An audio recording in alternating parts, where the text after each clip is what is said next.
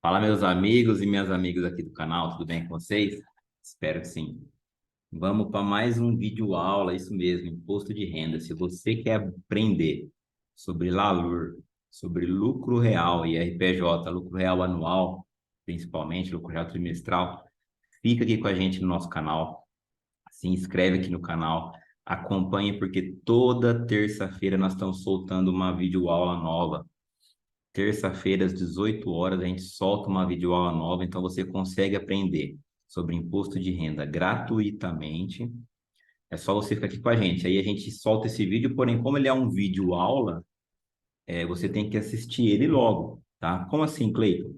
Esse vídeo ele fica disponível durante 7 dias. Então, na próxima semana vai sair uma nova videoaula e essa que eu estou postando aqui agora, ela sai do ar, tá bom? Ela sai do ar. Porém, se você continuar comigo ou quiser saber mais sobre lucro real, é só estar conversando com a gente pelo WhatsApp, mandando comentário no vídeo. Eu vou fazer questão de estar gravando muito conteúdo, tá? Muito conteúdo, respondendo perguntas aqui no meu canal do YouTube. Então fica comigo que aqui é o lugar que você vai aprender lucro real de graça. Agora, se você quiser acelerar seu aprendizado, depois você fala comigo, tá bom? Vamos lá, deixa eu compartilhar a tela do meu computador aqui.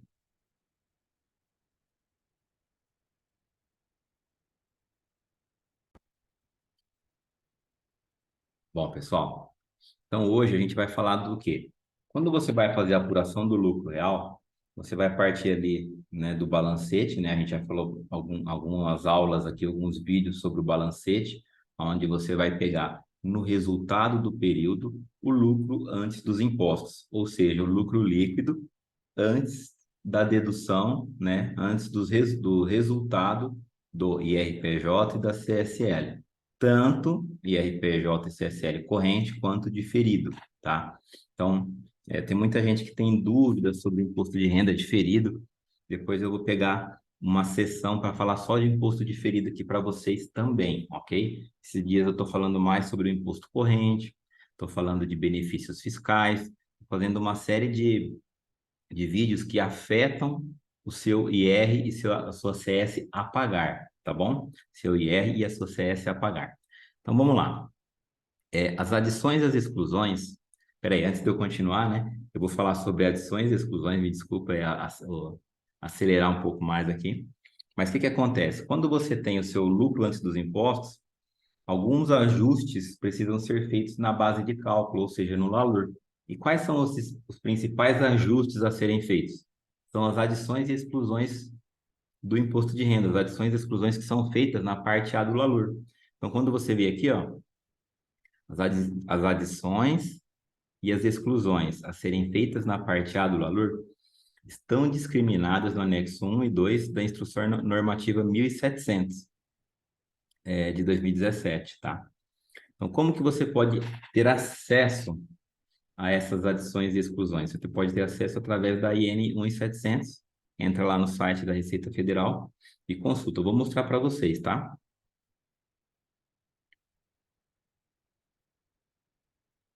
As adições, elas podem ser como adições e exclusões temporárias e permanentes. As diferenças temporárias são aquelas registradas na contabilidade, mas que não são aceitas como dedutíveis ou tributáveis no momento do registro pela legislação do imposto de renda. Outro exemplo é dizer que, se existe uma diferença entre seu balanço contábil e fiscal, existe aí uma diferença temporária, tá? Então prestem bastante atenção nessa frase aqui, ó. Se existe uma diferença entre o seu balanço contábil e a base fiscal, existe aí uma diferença temporária. Depois eu vou aprofundar um pouquinho mais para vocês. Alguns exemplos: diferença de depreciação por taxas fiscais versus contábil, prejuízos fiscais, provisões indedutíveis, um AVP, que é um ajuste a valor presente, e um AVJ, que é um ajuste a valor justo. Então, esses aqui são alguns dos exemplos que você tem de diferença temporária, ou seja, o seu balanço fiscal e o seu balanço contábil são diferentes, ok? E as permanentes, o que são, Cleiton? Qual a diferença da temporária para a permanente, né? As adições e exclusões permanentes ou definitivas são as que irão afetar o resultado fiscal, né, que é o seu lucro real ou prejuízo fiscal, né? Nunca ele vai afetar o prejuízo contábil, ele vai afetar de forma permanente, ou seja, não terá impacto no futuro. Exemplo, doações indedutíveis, multas indedutíveis, etc. Tá? E aí a gente pode dar uma olhadinha lá na IN 1700 e nos anexos. Mas antes disso, o que que eu queria mostrar para vocês? Então, vamos supor que eu tenho um prejuízo fiscal, certo? E eu tenho esse prejuízo fiscal de 500 mil. Prejuízo fiscal de 500 mil. Esse prejuízo fiscal, ele é uma diferença temporária. E ele precisa ser controlado na parte B do LALUR, tá? Outro fato que também acontece, né? Eu vou escrever aqui, ó, fato um e tem o fato 2. O fato 2 é que ele também precisa de cálculo de diferido,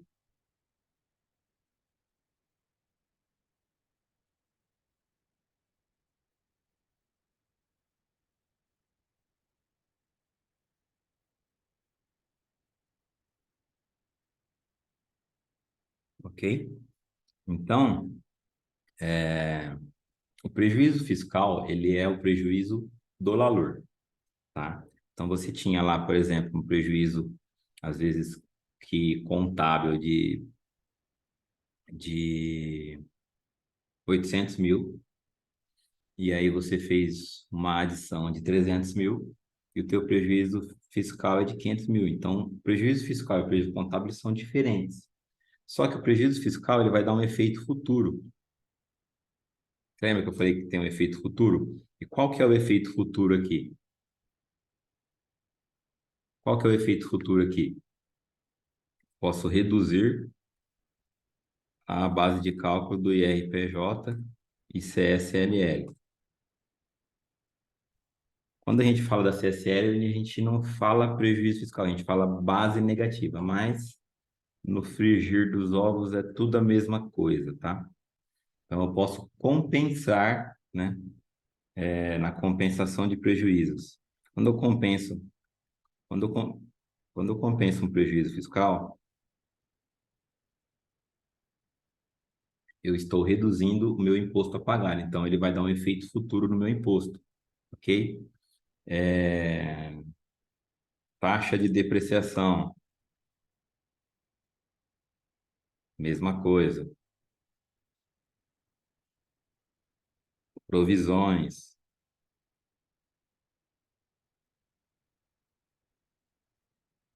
Isso aqui é uma coisa que confunde muito o contador nesse nome provisões contábeis. Depois eu vou fazer uma aula só de provisões contábeis para vocês, tá?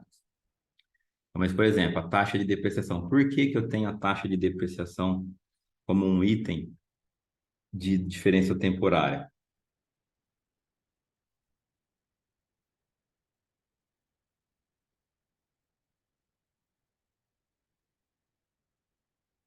Por quê, Cleiton? O que que acontece? Se eu tô, se eu tô depreciando um item é, a 10% na depreciação fiscal, né? Então, eu tenho um item aqui de 1 milhão, um item que eu falo é um bem, né? Um bem do meu ativo mobilizado. Então, se eu deprecio ele a 10% ao ano,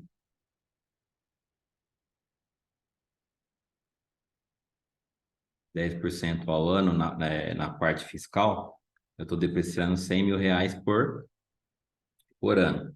Só que na contábil, pode ser que a pessoa jurídica tenha um laudo e falou assim, não, na verdade, esse item, ele dura um pouquinho mais. Então, você pode depreciar ele 7% ao ano. Então, você vai pegar aqui isso vezes 0,07, então dá 70 mil. Então, você tem, já no primeiro ano, de cara, 30 mil de diferença temporária. Por quê? Você vai estar contabilizando 70 e você vai adicionar 30 mil de despesa, entendeu? Vai adicionar 30 mil de despesa, vai aumentar o seu prejuízo em 30 mil. E aí, esses 30 mil aqui, né, vamos tirar esses 100 daqui, vamos pôr esses 30 aqui, por exemplo, como exemplo. Esses 30 mil aqui, ele tem que ser controlado na parte B, tem que ser calculado diferido. E aí, no caso desse, o efeito futuro dele é que no futuro ele vai aumentar a base de cálculo, IR e CS. Por quê? Porque agora no presente ele está reduzindo o meu lucro agora e no futuro ele vai ainda estar contabilizando a despesa, só que aí eu vou adicionar, né? Na verdade aqui eu vou excluir, tá? Eu acho que eu falei errado, tá? Desculpe. Excluir. É uma exclusão, tá? Provisões contábeis e assim vai. Então, conforme surgir dúvidas nesse vídeo, coloca aqui nos comentários, manda para mim aqui nos comentários, por quê? Se eu ficar aqui aprofundando demais em cada item, vocês vão entender alguns, mas vai surgir outras dúvidas. Então, aqui já deu para ter uma noção, né, da diferença do livro contábil para o fiscal, né? Na parte de temporárias, a contabilidade, as provisões são a mesma. Se eu tiver 10 mil reais em uma conta contábil que não é dedutível porque é uma provisão, eu também vou adicionar, também vou calcular diferido, e no futuro, né, ela vai reduzir a minha base de cálculo do IRPJ no futuro, por quê? Porque ela vai ser uma despesa real, entendeu? Então, só uma provisão agora. No futuro, a gente se torna aquilo lá e lança uma nota fiscal, alguma coisa assim, um pagamento, e aí ela realmente vai ser uma despesa e vai reduzir o meu lucro, tá bom? Ou aumentar o meu prejuízo fiscal, ok? E aí, o que que você pode fazer para você conhecer mais? Você pode vir aqui nas normas, na IN 1700, você vai ver que aqui no artigo 62, você tem o capítulo 3 de ajustes do lucro líquido. Então, tem a seção 1, onde a seção 1 você fala aqui, na determinação do lucro real e do resultado ajustado serão adicionados ao lucro líquido do período de apuração.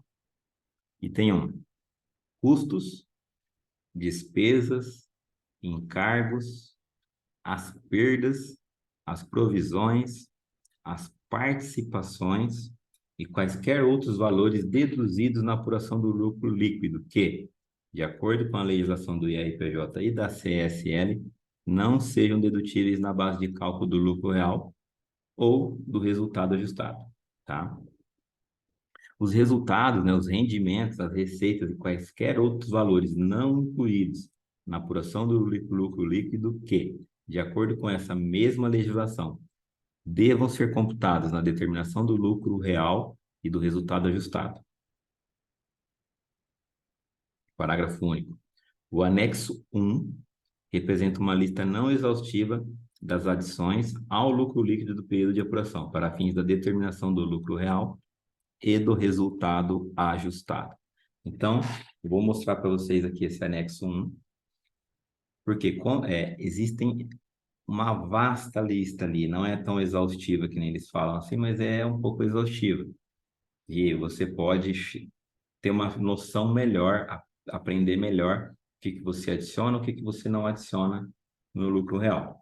E para a mesma coisa, na seção 2 aqui das exclusões, você também tem uma explicação das exclusões, tá?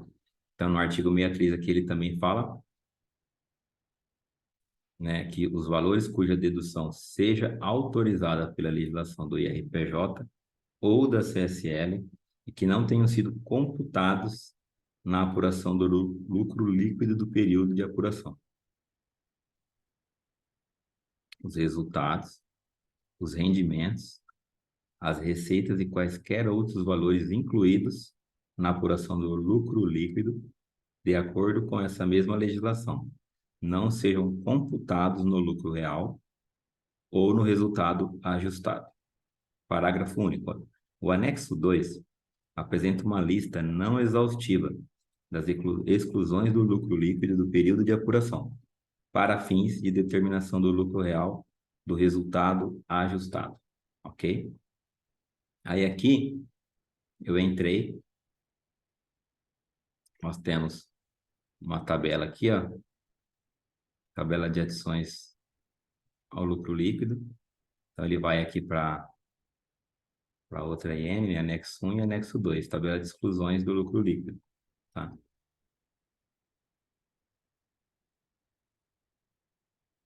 Aqui, ó, Instrução Normativa 1881, de 3 de abril de 2019, ok?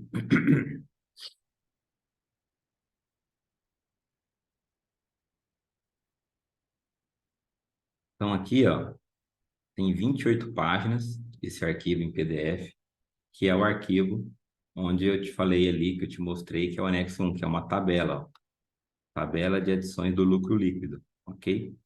Aí é onde você tem aqui qual que é o assunto, aqui é só o número de controle, a descrição do ajuste, se ele se aplica ao IRPJ, tem um simzinho aqui, também se ele se aplica a CSL, tem uma confirmação aqui, pode ser que tenha alguns que tá não, tá? Aqui, em alguns casos, uma boa parte deles tem qual que é o dispositivo da instrução normativa. Aqui ele fala se ele precisa de controle na parte B ou não. E a adição ou exclusão relacionada, tá? Eu não vou ler tudo para você, porque é muita coisa. Eu vou fazer alguns pequenos comentários. Eu anotei alguns em amarelo, ó. Aluguéis. Aluguéis é indedutível, tem que ser adicionado? Em alguns casos só. Nesse caso aqui, o que mais se destaca é os pagos a sócios, dirigentes das empresas e seus parentes ou dependentes. Precisa analisar bem, tá? A maioria dos aluguéis são dedutíveis. Mas tem muita coisa, bastante coisa mesmo. Aí tem a diferença, né, até que eu usei lá como exemplo, né, diferença de depreciação, né, taxa fiscal e taxa contábil, tá? Ó, despesa com alimentação dos sócios e acionistas.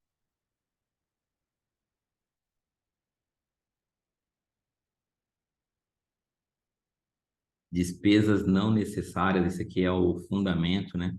As despesas que não sejam consideradas necessárias à atividade da empresa. Então, quando você fala em despesa não necessária, ela é uma despesa não dedutível, porque ela é uma despesa não necessária para a empresa. Então, a legislação do imposto de renda traz isso, está mais específico no artigo 68 e 69 da IN. E é uma adição permanente, tá? Porque ela é definitiva. Mesma coisa as doações que não são dedutíveis, existem doações dedutíveis, tá? Mas uma boa parte delas não são dedutíveis, conforme o que está listado no artigo 139 ao 141. E aí também é uma adição permanente. Acho que eu cliquei no botão errado aqui, tá? Só um segundinho. Eu vou dar uma passadinha aqui rapidinho até o final.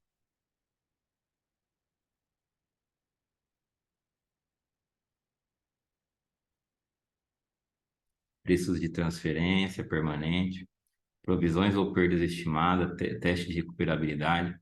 Quando você tem uma provisão ou uma perda estimada contabilizada numa conta de ativo ou passivo ali, uma conta, normalmente, uma conta é uma despesa, né, no passivo, ou uma perda de estoque, uma perda de um ativo permanente, né, teste de recuperabilidade ou impairment, né. O que acontece? Isso é uma diferença temporária. Então, isso daí vai ser controlado em parte B, vai ter imposto diferido, que nem eu falei lá, tá? Variação cambial. A variação cambial, ela pode ser tributada ou deduzida pelo regime de caixa ou regime de competência, tá? Então, quando ela está no regime de caixa, você também precisa de dar uma tratativa no seu LALUR e também na parte B, ok? E aqui tem uma observaçãozinha dos tipos de controle, né, na parte B, é, como que você controla, como que você controla isso no LALUR, o saldo dele, se é devedor, credor, ok? Se ele tem uma contrapartida de adição e exclusão relacionada também, né, na adição e exclusão, ok? E aqui a gente termina de olhar, né, de uma forma bem rápida o anexo 1 e a mesma coisa o anexo 2, tá? Tabela de exclusões do lucro líquido. Mesmo padrão de coluna, um pouquinho menor, né? Aqui tenho 28 folhas, aqui eu tenho 19, tá? Mas ele é muito parecido, tá? Eu não vou ficar rodando ele todo aqui para não ficar muito longo, tá bom? Pessoal, de uma forma bem simples, básica e prática, eu te passei aqui o caminho para você se aprofundar em adições e exclusões, tá?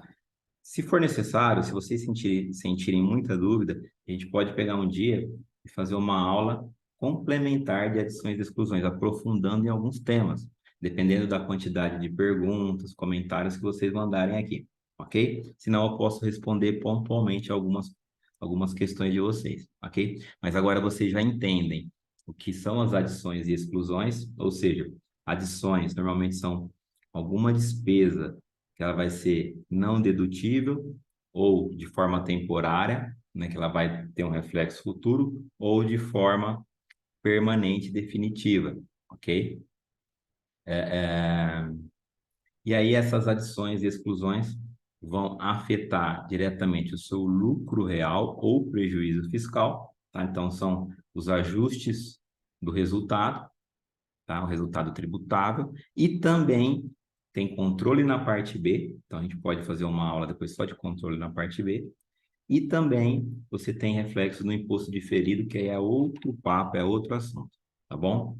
Pessoal, espero que vocês tenham gostado, eu espero que vocês estudem aí, leiam, entrem na instrução normativa, dá uma olhada, dá uma lida, baixem esses arquivos, baixe o anexo 1, o anexo 2, dá uma lida nele também, que vai ficar muito mais claro, vai te trazer clareza, ok? Maravilha, pessoal, fiquem com Deus e até mais, sucesso!